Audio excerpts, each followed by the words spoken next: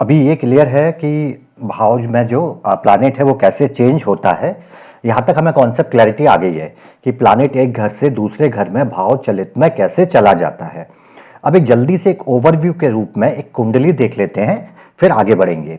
इस चार्ट में देखिए, ये चार्ट में बता देता हूँ, ये है सचिन तेंदुलकर का चार्ट। यहाँ पे 3 प्लैनेट ऐसे हैं जो भाव चलित में चेंज होंगे। देखिए कुंडली के 5वें घर में आपको चंद्रमा दिखाई देगा। ये भाव चलित में 5वें से 6वें घर में चला जाता है। 6वें घर में जो मंगल बैठा है वो भाव चलित में कुंडली के 7वें घर में आ जाता है। और उसके बाद 10वें घर में लग्न चार्ट में जो शनि बैठा है वो 11वें घर में चला जाता है। तो 3 प्लैनेट नॉर्मली भाव चलित के हिसाब से अपना घर बदल रहे हैं इस चार्ट में। अब देखना यह है कि इन प्लैनेट का रिजल्ट कहां आएगा। चंद्रमा 5वें घर का रिजल्ट देगा, 6वें घर का रिजल्ट देगा, या ये क्वेश्चन सही प्रश्न है या नहीं है, ये समझते हैं। मून का पीरियड आता है 81 से 91, 10 साल का। देखिए मून 12th लॉर्ड है तो मैलेफिक प्लैनेट हुआ देखा जाए तो, लेकिन हम ये भी जानते हैं कि 12वें घर अकेला कुछ नहीं कर सकता। अब होता क्या है, मून के अंदर केतु की दशा आई और केतु के अंदर राहु की दशा आई, अंतर प्रत्यंतर दशा आई दिसंबर 1988। ये वो टाइम है जब इन्होंने अपना पहला रणजी मैच खेला और उसमें नॉट आउट 100 का स्कोर किया।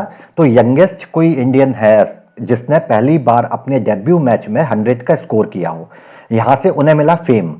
फेम मतलब आपका 5th हाउस। तो क्या ये 5th हाउस का रिजल्ट मून ने दिया या ये रिजल्ट राहु और केतु के एस्पेक्ट ने दिया, क्योंकि केतु की एस्पेक्ट है 6ठे घर पे, 5वें घर पे। अब अगर मैं लग्न चार्ट से बात करूं तो मून भी इसी घर में है, राहु भी इसी घर में है, केतु यहां साइड कर रहा है। लेकिन भाव चलित में यह मून आपका 6वें घर में बैठा है। तो 12वें का स्वामी 6वें में बैठ जाए तो अच्छे रिजल्ट देगा। लेकिन ये अच्छा रिजल्ट इस स्वामी ने कब दिया, 81 में स्टार्ट हुआ, रिजल्ट आया 88 में, यानी कि 7-8 साल के तकरीबन बाद। लेकिन यहां अच्छा रिजल्ट ये देगा 12वें का स्वामी 6वें में बैठ जाए आपके भाव चलित के हिसाब से। तो पहला कॉन्सेप्ट तो ये कि क्या मून के रिजल्ट आपको 5वें घर के मिले या 6वें घर के मिले।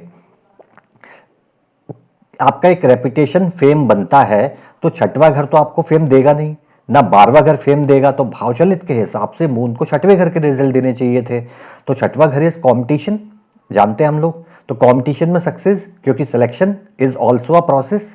जहां पे प्रोसेस होगा आपका कॉम्पिटिशन फाइट करेगा। अच्छा एक चीज और है, मून के अंदर इनका एक मरकरी का दशा आता है जहां पे इनको सिलेक्ट किया जाता है रणजी के लिए पहली बार। मून में मरकरी, अब जरा गौर से देखिए, मरकरी डेबिलिटेटेड है, यानी कि नीच राशि में बैठा है दोनों चार्ट में।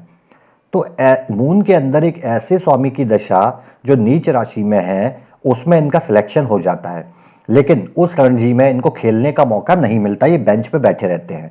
समझ रहे होंगे कि क्या फर्क है। बहुत हल्का सा ओवरव्यू कर रहे हैं, फिर इस चार्ट को आगे एनालिसिस करेंगे। अब बात करते हैं आगे दशा की। फिर मंगल की दशा आती है। मंगल की दशा में अर्जुन अवार्ड मिलता है, खेल रत्न मिलता है, 91 से 98 की दशा। और करियर वाइज हम सब समझते हैं कि बहुत अच्छा बूम इनको उस समय मिला।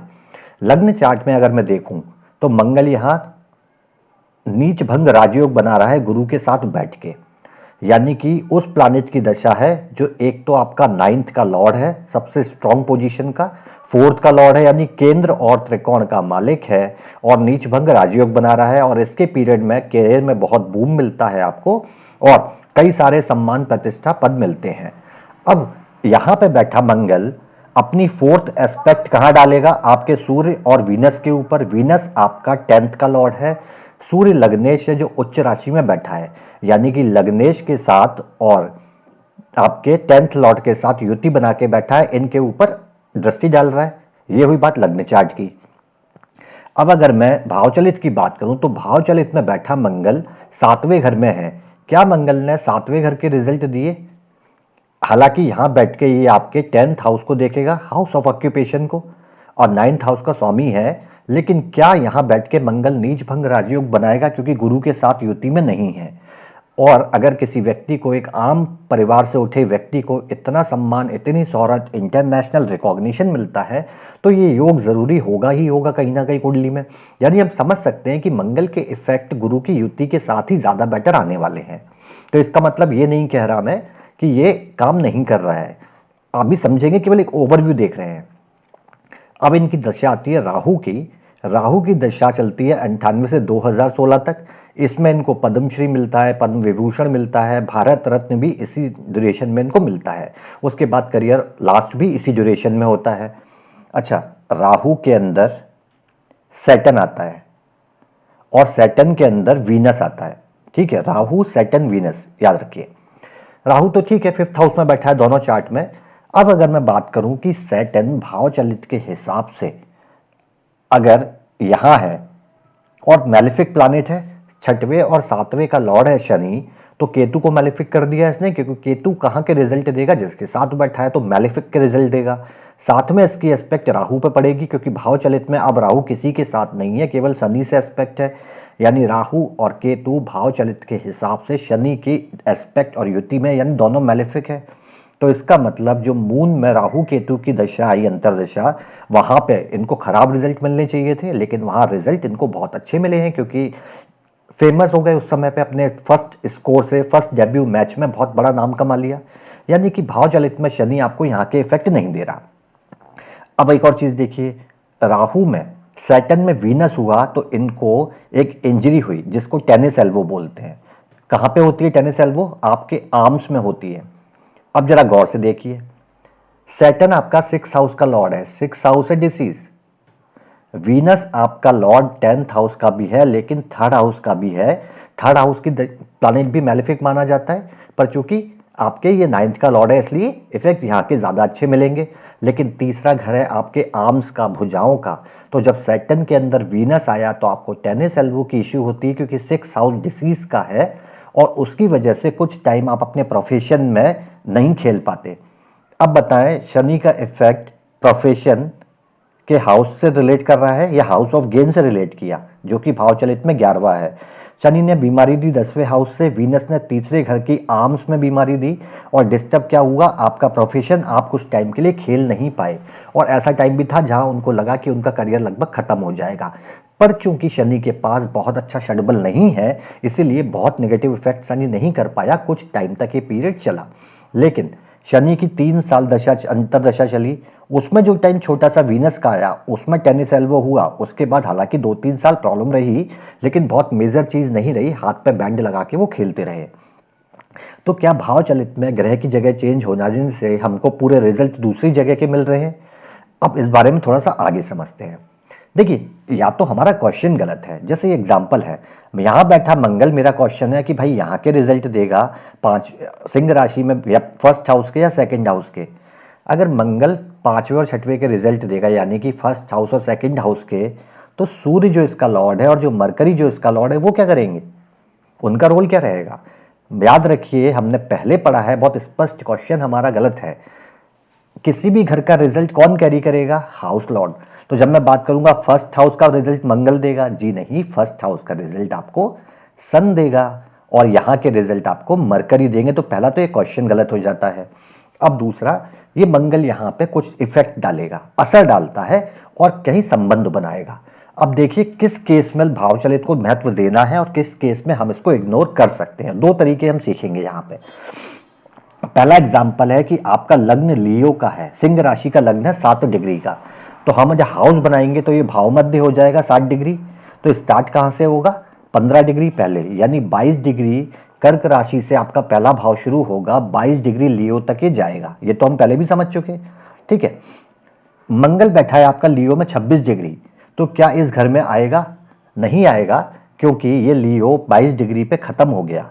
तो इसके आगे जो प्लानेट है वो दूसरे घर में जाएंगे, तो मंगल अब आपका दूसरे घर में जाएगा। चलिए वो भी ठीक है। अब अगर ध्यान दीजिए, मैं आपको पूछूं, इस घर में यहाँ पे भाव मध्य है 7 डिग्री, इसकी मंगल से दूरी कितनी है? तो मंगल है 26 डिग्री का, यानी कि मंगल भाव मध्य से 19 डिग्री की दूरी पे है। तो आपको भाव चलित चार्ट बोलता है कि भाई ये बहुत ज़्यादा दूरी पे है, ये काम नहीं करेगा 1st हाउस में, इसलिए इसको हम 2nd हाउस में भेज दे रहे हैं। अच्छी बात है। आ जाते हैं सेकंड हाउस पे। सेकंड हाउस फिर आपका कहाँ से स्टार्ट होगा? 22 डिग्री लियो से स्टार्ट होगा, 22 डिग्री वर्गो तक जाएगा, भाव मध्य है 60 डिग्री वर्गो का।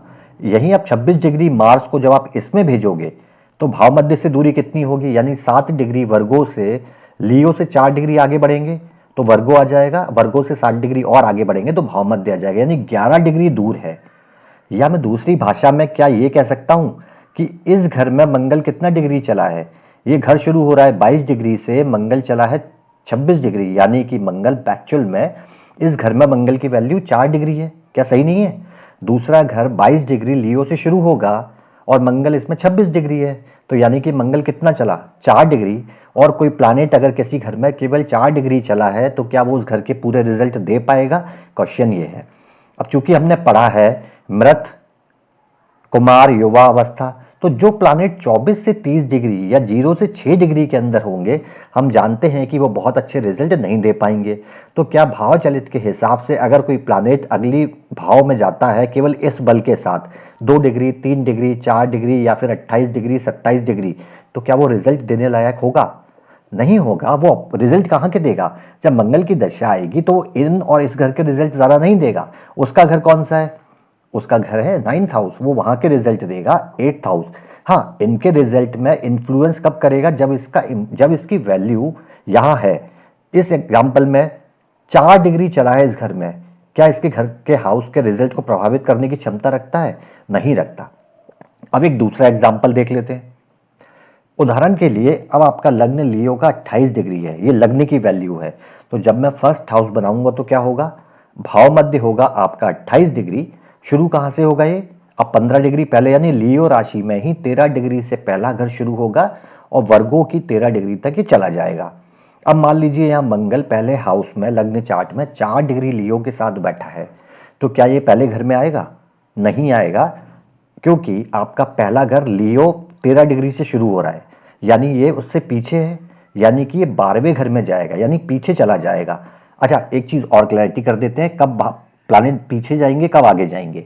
लेट्स से एक राशि है 30 डिग्री की, ये भाव मध्य है 15 डिग्री का। जब आपके लग्न चार्ट में आप देखें कि लग्न आपका 0 से 7 डिग्री में है, सॉरी 0 से 15 डिग्री, मतलब कि पहले हिस्से में है, फिर आप जब भावचलित बनाएंगे तो ये प्लानिट आगे चले जाएंगे डिपेंडिंग की जो रेंज से बाहर होगा।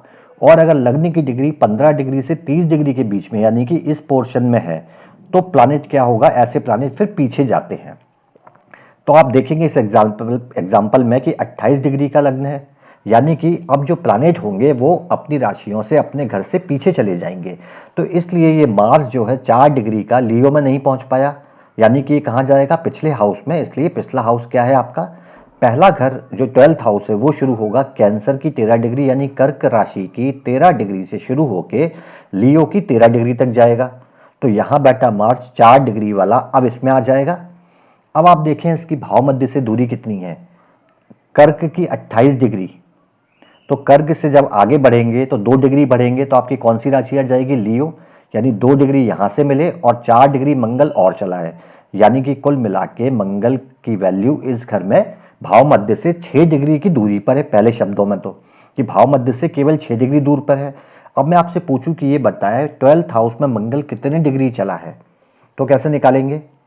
भाई 13 डिग्री है, यहाँ पे 28 डिग्री का वैल्यू है आपका कैंसर का, यानी कि इसकी दूरी जो है आपके भाव मध्य से 6 डिग्री है।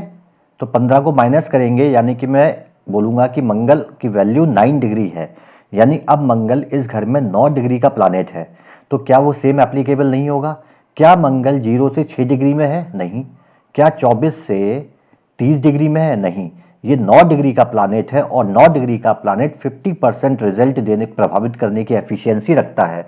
तो इसका मतलब ऐसे केस जहां पे आपका प्लानेट जो घर चेंज कर रहा है वो 9 डिग्री से लेके 24 डिग्री के बीच में अगर दूसरे घर में है तो कहीं ना कहीं वो बेटर इफेक्ट देने की कंडीशन में रहेगा। तो आप कब इग्नोर करेंगे भाव चलित को? जब ऐसा प्लानेट 2 डिग्री 3 डिग्री की वैल्यू लेके बैठा हुआ है। अब हमारा जो एग्जाम्पल था उसको फिर से समझते हैं। ये इनकी कुंडली है सचिन तेंदुलकर की।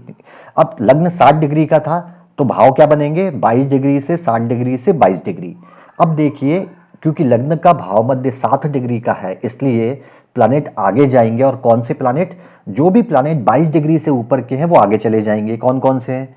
मून 25 डिग्री का है, ये आगे चला जाएगा। मार्स 26 डिग्री का है जो आगे चला जाएगा, और सैटर्न 24 डिग्री का। यही तीनों प्लानेट हमारे आगे गए थे, हमने देखे। अब देखिए इनका वैल्यू, 22 डिग्री का घर शुरू होता है, मून 25 डिग्री है, तो क्या मैं नहीं बोल सकता कि मून जो अगले घर में जाएगा वो केवल 3 डिग्री आगे चलेगा? यानी अगले घर में मून की वैल्यू 3 डिग्री। 22 डिग्री का घर है, मंगल है 26 डिग्री, यानी अगले घर में मंगल की वैल्यू 4 डिग्री की होगी।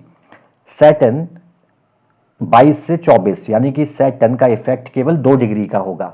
तो क्या 3 डिग्री 2 डिग्री के प्लानेट जब दूसरे घर में जाएंगे तो इस वैल्यू के साथ उस घर को इफेक्ट कर पाएंगे? और इसीलिए हमने चार्ट में देखा था, जब एनालिसिस की थी इस चार्ट की, कि रिजल्ट कैसे आए, किस तरह के आए। सैटर्न ने क्यों यहाँ पे हाउस होल्ड गेन को प्रभावित नहीं किया, क्यों प्रोफेशन को प्रभावित किया? क्योंकि उसका एक्चुअल वैल्यू वो अपने 10th हाउस में ही दे रहा है। अब क्यों? क्योंकि 10th वैसे देखा जाए तो 10th हाउस से बाहर है, लेकिन हम 11th हाउस की वैल्यू इसलिए नहीं ले सकते क्योंकि इसके रिजल्ट नहीं मिल रहे, क्योंकि वहां जाके भी ये बहुत ज्यादा रिजल्ट नहीं दे रहा। भाव मध्य या फिर भाव चलित चार्ट आपको बोलता है कि भाई ये प्लानेट इस घर के रिजल्ट नहीं दे रहा क्योंकि ये बहुत दूर है, इसलिए अगले घर के देगा। लेकिन आपने देखा अगले घर के भी रिजल्ट नहीं दे रहा, क्योंकि उसमें भी इसकी वैल्यू बहुत कम है, 2 डिग्री की है। अब देखिए भावचलित का कॉन्सेप्ट आपको क्या बोलता है कि भाई आप युति योग जितने भी बन रहे हैं कुंडली के, वो सब देखिए राशि चार्ट से, यानी D1 से, राशि चार्ट से। एस्पेक्ट देखिए आप राशि चार्ट से, यानी D1 से, ठीक है। और पोजीशन यानी कि हाउस देखिएगा पर भावचलित से। ये कॉन्सेप्ट कहीं समझ नहीं आता क्योंकि इसमें क्लैरिटी नहीं आ पाएगी। देखिए एस्पेक्ट जो देखना है उसका एक तो तरीका ये हुआ, हमने आपको ये बताया कि अगर प्लानेट दूसरे घर में जाके 6 डिग्री से ऊपर है और 24 डिग्री तक है, इनके बीच में कहीं है, तो उसकी एफिशिएंसी ज़्यादा होगी प्रभावित करने की। अच्छा, इस चीज़ में एक और बात है, क्योंकि अगर मैं बात करूं नीच भंग राजयोग की, तो यहाँ पे नीच भंग राजयोग नहीं बनेगा। और एक इंटरेस्टिंग चीज़ ये है, जुपिटर मंगल के साथ नहीं होगा तो जुपिटर नीच का हो जाएगा, मरकरी नीच का हो जाएगा। 2 ग्रह नीच राशि में बैठे हैं भावचलित में। ऊपर से केतु राहु मैलेफिक कर दिए सैटर्न ने। क्या ये कुंडली ऐसी है जहां 2 प्लानेट नीच राशि में बैठे हैं, और ऐसे प्लानेट आम व्यक्ति को इतनी ऊंचाइयों पर पहुंचा सकते हैं?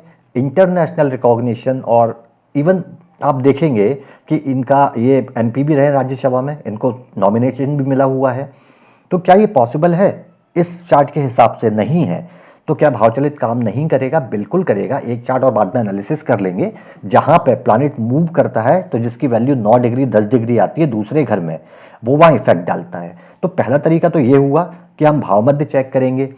और अगर मैं आपको बोलूं कि एक और तरीका है जिसमें आपको भाव चलित भी देखना नहीं है, तो समझिए उसको क्या बोलते हैं। देखिए यह है भाव मध्य पर दृष्टि। ये हमने पहले सीखा हुआ है और आपको मिल भी जाता है बना हुआ।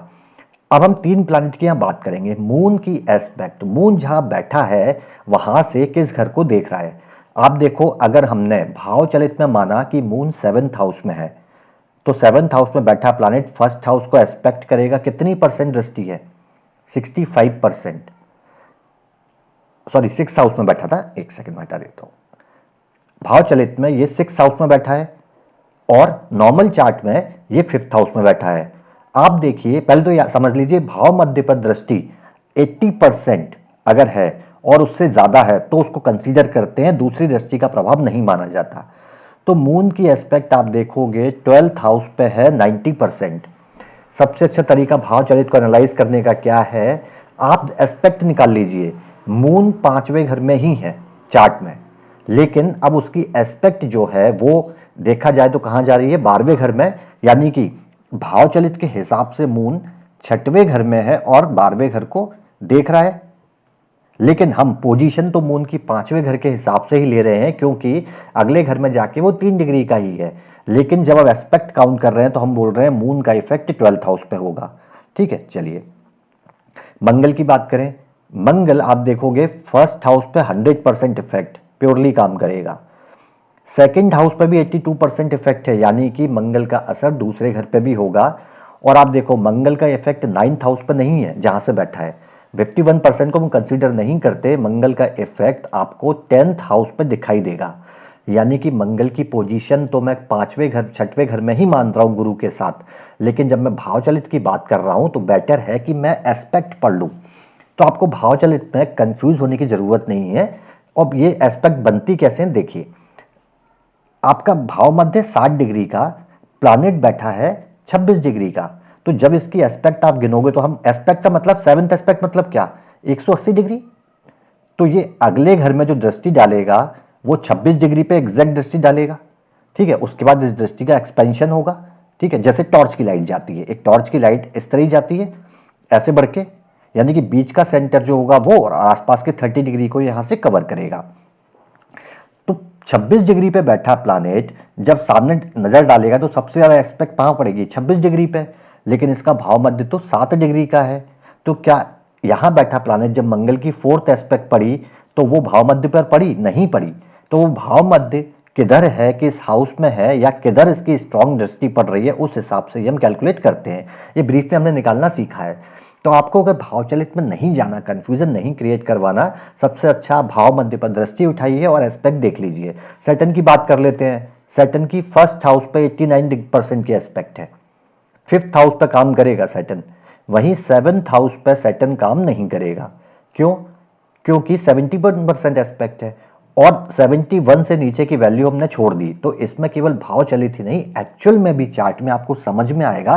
जैसे हम हर बार बोल देते हैं सैटर्न की एस्पेक्ट 10वें घर पे पड़ रही है इसलिए ये इफेक्ट डाल रहा है, जॉब को खराब कर रहा है। अब मान लीजिए सैटर्न, एक चार्ट में सैटर्न की एस्पेक्ट यहाँ पे 100% है, नॉर्मल डिवन की बात कर रहे हैं, और एक चार्ट में यहाँ पे सैटर्न की एस्पेक्ट 60% है। तो कहाँ प्रभाव ज्यादा होगा ये आप समझ सकते हैं। तो ना केवल भाव चलित में बल्कि डीवन चार्ट में, राशि चार्ट में भी ये चीज बहुत मायने रखती है, याद रखिएगा। एस्पेक्ट की स्ट्रेंथ बोलते हैं इसको, हालांकि इसको भी अभी डीप में समझेंगे, थोड़ा सा बस कैलकुलेशन बेस हमने समझा हुआ था।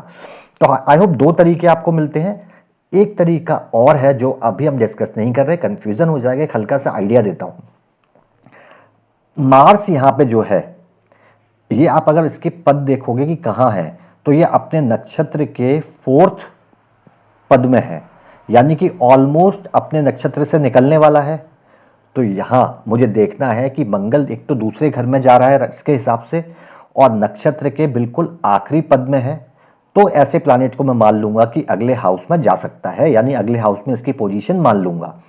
सैटर्न सेकंड पद में है, अपने नक्षत्र जिस नक्षत्र में उसके सेकंड पद में है, तो ये सेकंड से निकलेगा भी तो या तो फर्स्ट में जाएगा, वक्री होगा, और अगर नॉमिनल होगा तो थर्ड में जाएगा, यानी ये सैटर्न अपना घर चेंज नहीं करेगा।